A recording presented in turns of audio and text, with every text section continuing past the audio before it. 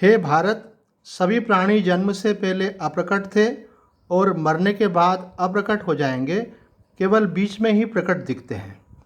अतः इसमें शोक करने की क्या बात है। जो चीज़ पहले नहीं थी और जो चीज़ बाद में भी नहीं रहती है और बीच में दिखती है, सिद्धांत यह है कि वो चीज़ वास्तव में है नहीं, वो प्रतीति मात्र है। उदाहरण के लिए हम देखते हैं कि कोई जादूगर जादू दिखाता है, वो अपना हाथ ऐसा दिखाता है और उसके ऊपर एक गेंद रखता है और सबको दिखाता, भाई देखो ये गेंद मैंने अपने हाथ पे रखी है, आपको दिख रही है। किसी को पास बुला करके बोला इसको टच करके देख लो भाई गेंद है, तो हाँ गेंद है। बोले किसी को शंका है, कोई किसी को शंका नहीं। अब उसके ऊपर रुमाल डाल देता है, रुमाल डाल करके फूंक मारता है, काली कलकत्ते वाली तेरा वचन न जाए खाली, फू छू मंतर। और फिर वो रुमाल हटाता है तो वहाँ क्या निकल जाता है, सेव फल। फिर वो बुलाता है जिस व्यक्ति ने गेंद टच की थी, बोले आप में से कोई भी आ जाओ, चलो देख लो। बोले हाँ हाँ सेव फल है। बोले हे कमाल, इसको बोलते हैं जादू का कमाल, गेंद को सेव फल बना दिया ऐसे। और आप सब लोग मानते हैं उस बात को। फिर वो रुमाल से ढकता है और फिर फूंक मारता है और उसके बाद रुमाल हटाता है, देखता वापस गेंद बन गई। तो वो रोड पे खड़ा होकर के आपको जादू दिखा रहा है, मदारी है वो। अगर उसके पास ऐसा कुछ होती कला की गेंद को सेवफल बना देता तो वो सेवफल की फैक्ट्री खोल लेता, है ना। सेवफल 200 रुपये किलो में आते हैं, गेंद तो आ जाएगी 20-30 रुपये में। लेकिन वो केवल बीच में प्रतीत हुई थी, वास्तव में नहीं थी, वो उसका जादू था। तो आपका कंक्लूजन क्या हुआ कि सेवफल पहले भी नहीं था, बाद में भी नहीं था और बीच में केवल दिख रहा था। इसका मतलब सेवफल वास्तव में नहीं था, वो जादू था। सेकंड एग्जाम्पल जो स्वामी जी ने दिया है कि रात को आप सोने के पहले जब आप स्वस्थ चित्त थे, कोई समस्या नहीं थी, आप रात को सो गए। अब सपने में आप जो वर्तमान परिस्थिति है उससे अन्यथा कुछ कुछ देख रहे हैं और रात्रि का स्वप्न देखने के बाद सुबह आपकी नींद खुली, तो सुबह नींद खुलने के बाद देखा अरे कुछ भी नहीं है। तो जो सपने में देखा वो सच था कि जो आप देख रहे हो वो सच है। बोले भाई जो सपने में देखा वो सच नहीं था। व्यवहारिक जगत में तो व्यक्ति बोलेगा अभी जो देख रहे हैं ये ठीक है। सपने में आपने देखा कि आपके परिवार में किसी की मृत्यु हो गई थी, अब वो आपको सपने में बात कर रहे हैं आपसे, कोई आपके दादाजी हैं, आपके कोई बुजुर्ग हैं, बड़े हैं। और सुबह उठने के बाद देखा अरे आज मैंने सपने में उनको देखा, वो तो जबकि कभी से चले गए हैं। इसका मतलब आप बिल्कुल श्योर हैं इस बात के लिए कि वो नहीं है, केवल दिख रहे थे। ये संसार भी इसी प्रकार से है, यह भी पहले नहीं था और बाद में नहीं रहेगा। संसार जब बोलते हैं तो इंक्लूडिंग योर बॉडी आल्सो, आपके शरीर को भी उसमें इंक्लूड कर लिए। ये शरीर पहले नहीं था, ये शरीर बाद में नहीं रहेगा, ये शरीर बीच में प्रतीत हो रहा है, संसार प्रतीत हो रहा है। तो जो पहले था जो बाद में रहेगा उसको बोलते हैं कि वो है, वो वर्तमान में भी है। और जो बीच में प्रतीत हो रहा है वो वास्तव में नहीं है, इसलिए उसका एक नाम रखा जाता है कि नहीं। तो नहीं ही है और है सदा है। भगवान सदा है और संसार प्रकट होने वाला और लुप्त होने वाला है। तो मानो भगवान या अर्जुन के माध्यम से हमको बता रहे हैं, अरे किस बात की तुम चिंता करते हो, पहले कुछ था क्या ये सब जिसकी तुम चिंता कर रहे हो। न शरीर था, न परिवार था, न ये सब धन था, न कोई आपके पास अनुकूलता प्रतिकूलता थी, कुछ नहीं था। ये सब कब हुआ, बीच में हुआ। और ये सदा रहेगा क्या, बोले नहीं, किसी का सदा नहीं रहा है, तो हमारा भी कैसे रहेगा। तो आपको श्योर हो जाता है कि हाँ ये संसार पहले नहीं था, बाद में नहीं था, ये बीच में प्रतीत हो रहा है। यही बात भगवान यहाँ कह रहे हैं। एक व्यक्ति की पत्नी की मृत्यु हो गई, तो हमारे एक मित्र साधक है, सत्संग में बहुत वर्षों तक आते रहे, लगभग 20-25 साल सत्संग का लाभ लिया उन्होंने। अब शरीर पूरा हो गया उनका। तो वो मुझे बतला रहे थे कि मेरे पास एक व्यक्ति आया और वो बड़ा दुखी था। तो मैंने बोला किस बात के लिए दुखी हो रहे हो। तो बोले मेरी पत्नी नहीं रही। तो उन्होंने कहा अच्छा एक बात बताओ, शादी के पहले थी क्या। तो बोले क्या बात कर रहे हो, शादी के पहले कोई पत्नी होती है क्या। तो बोले हाँ नहीं थी। तो बोले पहले भी नहीं थी और अभी भी नहीं है। तो ये बीच में एक सपना था। बोले सपना तो रात को आता है ना, दिन में थोड़ी आता है। बोले वो छोटा सपना रहता है, ये बड़ा सपना है। जैसे वो भी नहीं रहता है ऐसे यह भी नहीं रहा। तो दृष्टांत में दृष्टांत पे शरीर इटसेल्फ एक सपना है, और उस सपने में भी आप दुनिया में कई लोगों का संयोग वियोग होते हुए देखते हो। तो जैसे आप देखते हो कि आपके जीवन में कोई आया, अब जैसे हम सत्संग करते हैं, बहुत सालों से कर रहे हैं, तो कई लोग सत्संग में जुड़ते हैं, बड़े भाव से जुड़ते हैं, और ऐसा लगता है कि ये तो अब मानो जीवन भर के लिए जुड़ गए हैं। कुछ सालों तक आते रहते हैं, बाद में मालूम पड़ता है अदृश्य हो गए। जैसे भगवान ने बोला ना, अप्रकट हो गए। तो जो प्रकट हुआ है वो फिर अप्रकट हो गया। तो ये यहाँ संसार में हम देखते हैं कि चीज़ें आती हैं और चली जाती हैं, बीच में केवल रहती हैं, दोबारा भी आ सकती हैं, दोबारा भी जा सकती हैं, पर संसार में कुछ भी सदा रहने वाला नहीं। यही तो पक्का करना है हमको। एक पुत्र ने पिता से बोला कि पापा, मैंने बहुत एडजस्ट करने की सोची, पर अब मुझे लग रहा है कि मेरी वाइफ और मम्मी का आपस में तालमेल नहीं बैठ पाता है, तो अब मैं स्वतंत्र अपना रहना चाहता हूँ, अब मैं साथ में नहीं रहूँगा। तो उनके पापा तो स्वामी जी को ही पढ़ते थे बहुत ज़्यादा, स्वामी जी के भक्त। तो मुझे बोले कि मैंने अपने बेटे को कहा कि बेटा, पहले भी हम साथ में नहीं थे, बाद में भी हम साथ में नहीं रहेंगे, बीच में है थोड़ा, और कौन कब तक किसके साथ है।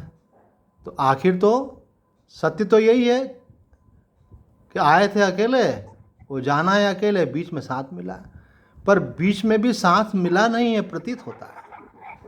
स्वामी जी कह रहे प्रतिपल छूट रहा है, हम लोगों का इस ओर ध्यान नहीं जाता। हम लोगों का ध्यान जो है इस तरफ नहीं जाता कि प्रतिपल साथ छूट रहा है, प्रतिपल शरीर छूट रहा है, प्रतिपल संसार छूट रहा है। संसरति इति संसार, जो प्रतिपल बदल रहा है उसी का नाम संसार है। जैसे कोई व्यक्ति ने गंगा जी में स्नान किया, अब वो निकल करके आया, तो उसके पास में उसका मित्र खड़ा था, बोले उसी गंगा जी में दोबारा स्नान कर सकते? बोले हाँ कर सकता हूँ, उसमें क्या, सामने है गंगा जी।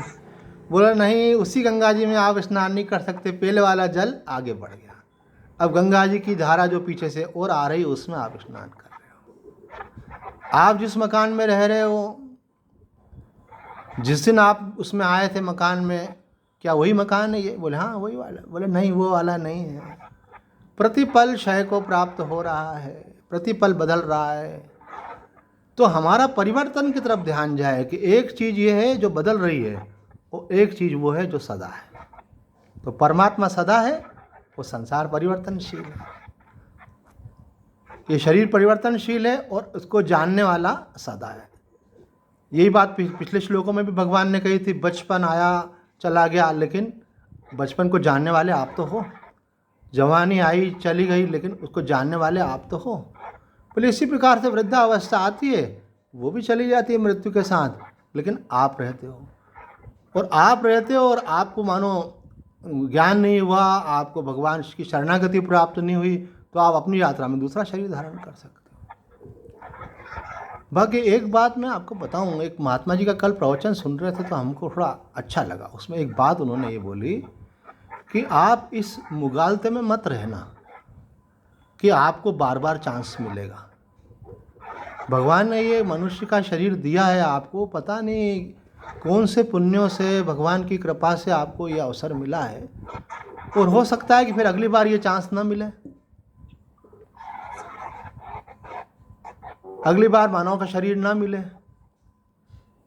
अभी आप देखते हो, और हमने एक व्यवहारिक दृष्टांत देते हैं, अभी आप देखते हो ना संसार में, परिवारों में, घरों में, कि कुछ लोग आते हैं बेचारे कर्मचारी काम करते हैं।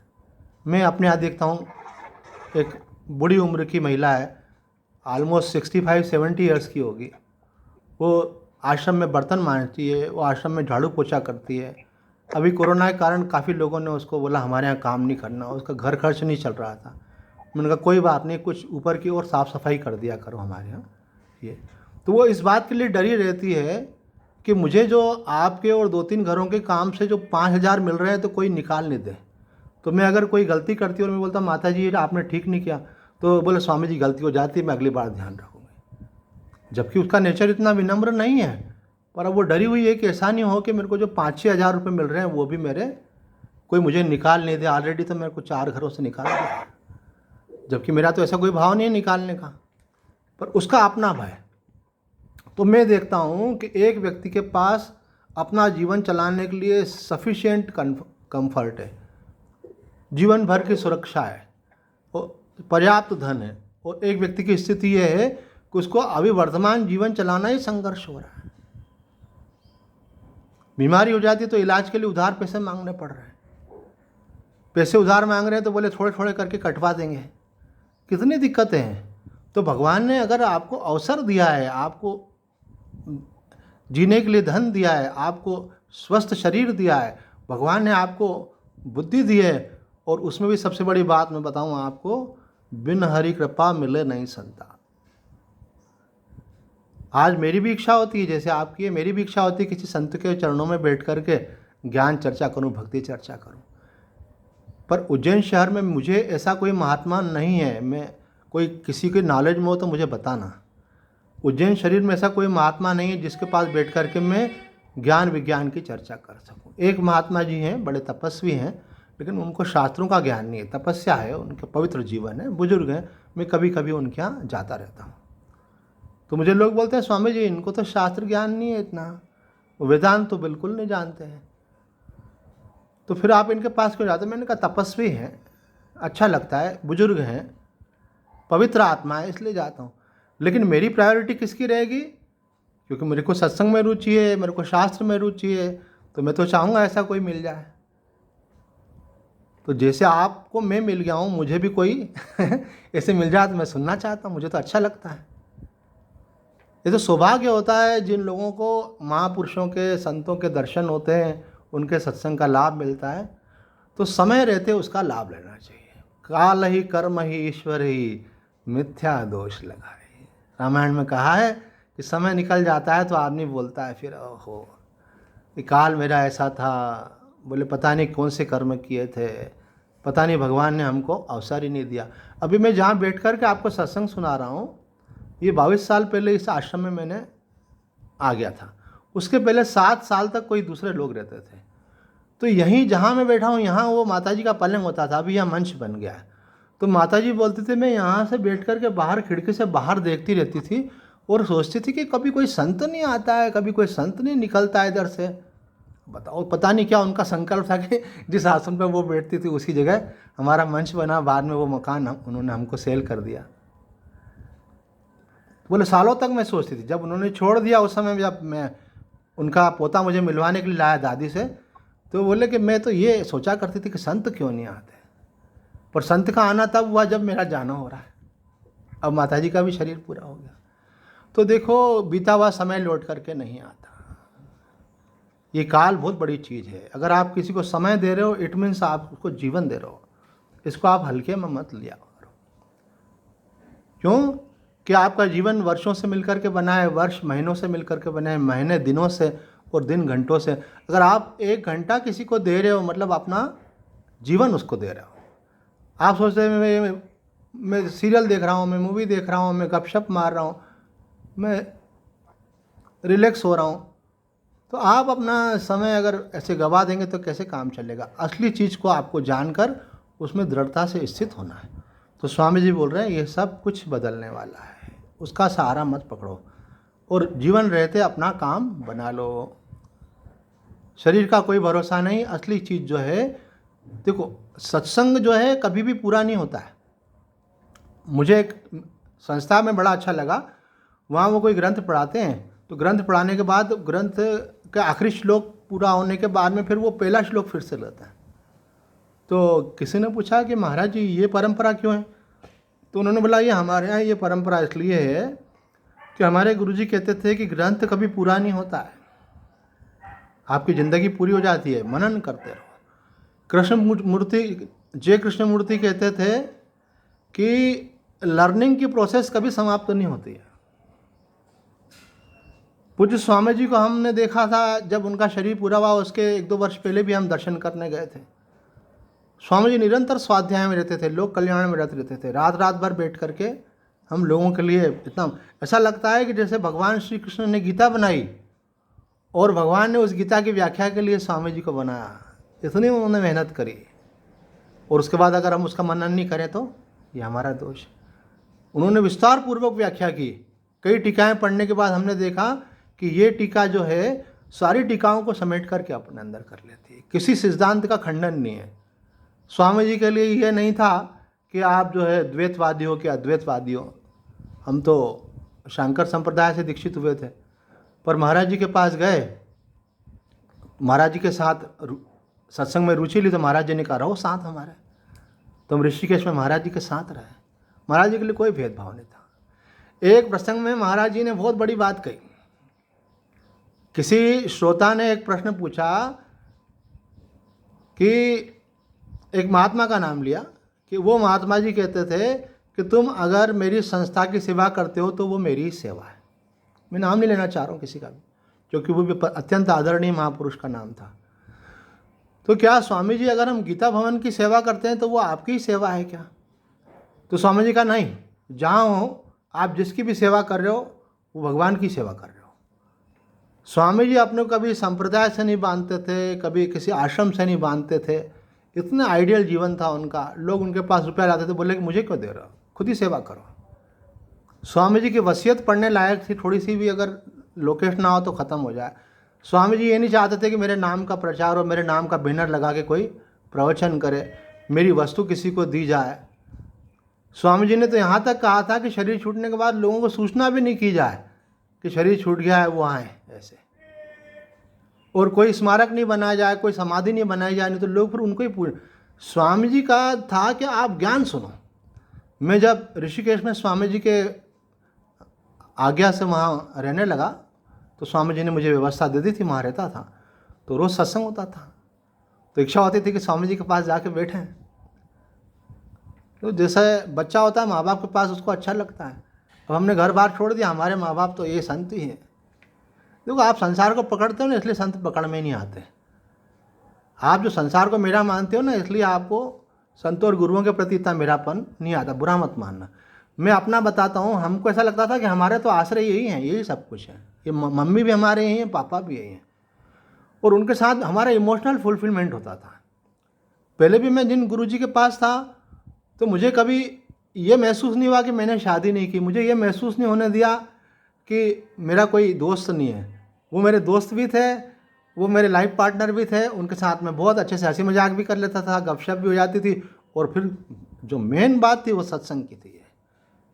तो ये बात युग पुरुष स्वामी परमानंद जी महाराज ने भी कही है कि आपकी मित्रता किससे है, प्रेम किससे है? जिससे आपकी मित्रता होगी, जिससे आपका प्रेम होगा, वही आपकी दिशा का निर्धारण करेगा। वैसी आपकी सोच बनने वाली है। बुरा मत मानना। कलयुग में कहा है ऐसा क्या होता है, तो भागवत जी में कहते हैं कि कलयुग में साले सलाहकार होते हैं। भाई की बात व्यक्ति नहीं मानता, सालों की मानेगा। क्यों? पत्नी के नाते से वहाँ संबंध है, वहाँ विषय। सारी दुनिया एक तरफ और साला एक तरफ। तो ये तो सब संसारी बातें हैं। पर जब आपका प्रेम संतों में हो जाता है, तो हम स्वामी जी के पास थे, हमारी इच्छा हुई कि दर्शन करें, उनके पास बैठें, कुछ महाराज जी से जिज्ञासा समाधान करें। मुख्य बात था स्वामी जी के पास बैठे।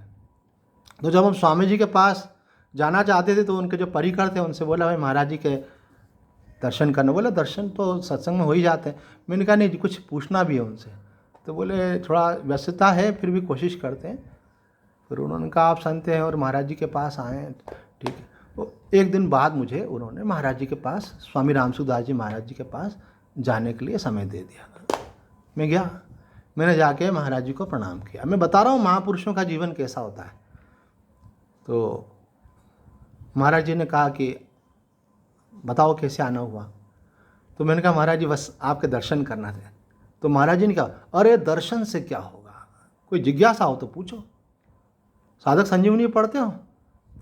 तो मैंने कहा हाँ महाराज जी पढ़ता तो हूँ, पर ऐसे रोज़ नहीं पढ़ता हूँ। साधक संजीवनी पढ़ो, हमारे पास आने से क्या होगा, साधक संजीवनी पढ़ो, और कोई जिज्ञासा हो तो पूछो आकर के हमसे। तो स्वामी जी की रुचि अपने शरीर को पुजवाने में, शरीर को महत्व देने में नहीं थी, क्योंकि वो जानते थे कि ये शरीर पहले नहीं था और बाद में नहीं रहेगा। और स्वामी जी का ज्ञान पहले भी था, अभी भी है और आगे भी रहेगा, साधक संजीवनी के रूप में हमको मिल रहा है। तो उस ज्ञान का हमको लाभ लेना चाहिए। तो भगवान कह रहे हैं कि भाई किस बात का तुम टेंशन लेके बैठे हो संसार में, है ना। गीता सार में भी कहते हैं ना कुछ साथ लेकर के आया था, ना कुछ साथ लेकर के चलोगे। इस बात को समझना चाहिए। कोई लेकर के नहीं जाएगा। अगर पकड़ने की कोशिश करोगे तो भूत प्रेत बनोगे। ज़्यादा मोह रखोगे तो गति बिगड़ जाएगी। अगर आप धन को पकड़ना चाहोगे, परिवार को पकड़ना चाहोगे तो गति बिगड़ जाएगी। एक व्यक्ति की मृत्यु हो गई, उनके किसी प्रिय ने उनकी अस्थियां छुपा करके रख दी थोड़ी सी, तो किसी दूसरे के सपने में आकर के उन्होंने कहा कि उसने मेरी अस्थियां वहाँ रख दी हैं, उनको विसर्जित कराओ। आप क्या बात करते हो? हमारे यहाँ ये शरीर को जो शमशान में भस्म करने की बात कही, अस्थियों को प्रवाहित करने की बात, कि आदमी की आसक्ति कहाँ तक होती है? मरने के बाद जो अस्थियाँ रहेगी वहाँ तक होती है। ये तो केवल महापुरुषों तक ही है कि उनकी चीज़ें लोग संभाल करके रखते हैं, क्योंकि वो तो जीते जी ब्रह्म स्वरूप हैं, भगवत स्वरूप हैं। बाकी तो थोड़ी सी भी कोई चीज़ में आसक्ति रह जाए, मरे हुए शरीर की हड्डी में भी आसक्ति रह जाती है, बताओ। तो इसलिए कहीं आसक्ति मत रखो, गति बिगड़ जाएगी। जिसमें आपका प्रेम रहेगा उसमें आपकी स्थिति होगी। आप भगवान में प्रेम करेंगे, अंत समय में वही याद आएंगे। आप ब्रह्म का चिंतन करेंगे, अंत समय ब्रह्म में ही गति होगी। इसलिए पक्का जो करोगे वो काम बनने वाला है।